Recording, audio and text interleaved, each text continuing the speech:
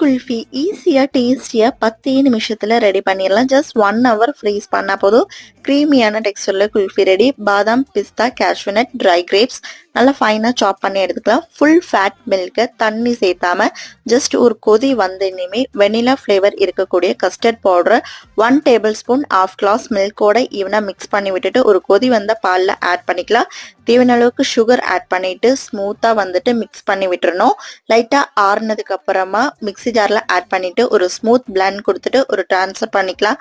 ஒரு பவுல்ல கட் பண்ணி வச்சிருக்கக்கூடிய ட்ரை நட்ஸ் எல்லாம் ஆட் பண்ணிட்டு நல்லா ஈவனா மிக்ஸ் பண்ணி விட்டுட்டு கிளே பாட்ஸ்ல ஆட் பண்ணிட்டு ஜஸ்ட் 1 ஹவர் ஃப்ரீஸ் பண்ணாவே போதும். நல்ல க்ரீமியான டெக்ஸ்டர்ல நல்ல டேஸ்டியான கிளே பாட் குல்ஃபி வந்து ரெடி. ட்ரை பண்ணி பாருங்க. இந்த சம்மருக்கு இந்த குல்ஃபியை வந்து ட்ரை பண்ணி பாருங்க. ரொம்ப ஈஸியாகவும் குயிக்காகவும் நம்ம வந்து இந்த குல்ஃபியை ரெடி பண்ணிடலாம். இந்த மாதிரி சிம்பிள் குக்கிங் வீடியோஸ்க்கு நம்மளோட சேனல் சப்ஸ்கிரைப் பண்ணிக்க. தேங்க்ஸ் ஃபார் வாட்சிங். Happy cooking.